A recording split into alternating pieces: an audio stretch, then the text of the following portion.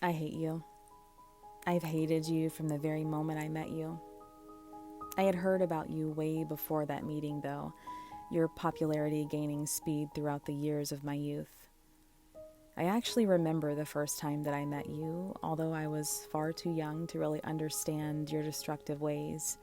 I met you in Marshall County's long-term care facility. In fact, I bet if I was there right now, I could probably take you to the exact room. I remember following my granny's footsteps down the cold, dim hallway until we reached your room. That's right, I say your room because I didn't recognize the person in it.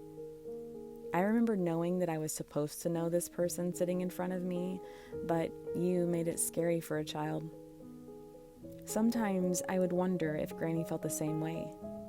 Did she see you when she looked into the eyes of her husband?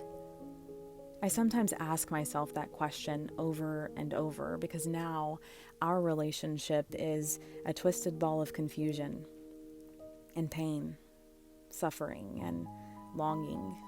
Your existence definitely taking a toll on mine.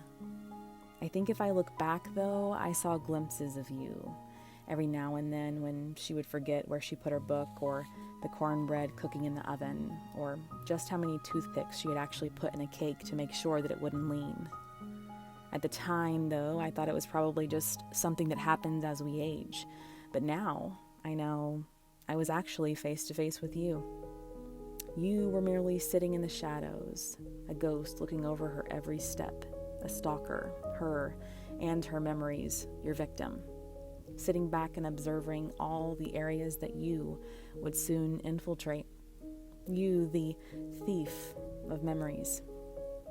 I had a front row seat in the stands of your selfish game, watched you take over the woman who had been a part of my life since birth. You started slow, taking merely the most routine memories, brushing her teeth, combing her hair, taking a shower, slowly tightening your grip to include more serious things like taking her medication, cooking food, giving herself her shots. At that point, we had to make a decision to weigh out the pros and cons of continuing to allow her to live on her own, battling you and the idea of capturing some of her freedom. Is she a danger to herself when she's driving? Will she remember her way back home?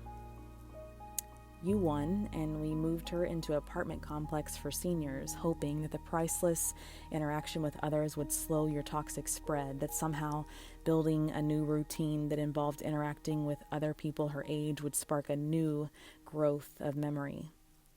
When it didn't seem to be working, I traveled to her, brought with me the key to her soul, music. Surely you couldn't take that too. Pushing play, her spirit was resurrected into the woman we had known all our lives, giggling as she danced or wiggled in her chair as much as her failing body would allow her.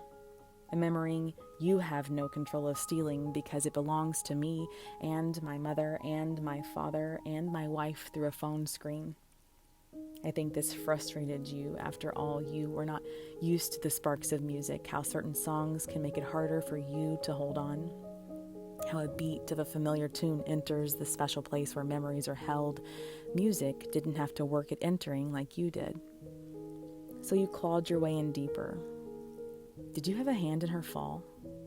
Was it because of you that she forgot to get her balance to stand? Were you there with her as she lay in the bathroom floor waiting on help with a shattered hip? Did you make her forget the pain?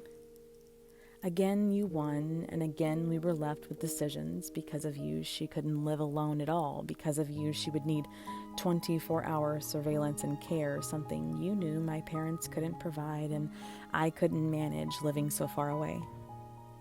Her soul died a little when she went into the first nursing home, and it was evident in her eyes. The only thing familiar that she brought with her there was you. Of course, you. You've successfully taken almost all of her now. It's rare that we recognize anything about her. You've devoured her most precious and prized collection, stolen the very experiences that made her her.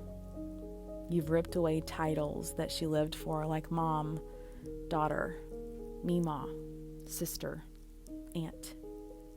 You came in with a force, and to this day you remain, cowardly, burying yourself deep inside of the shell that you've left behind.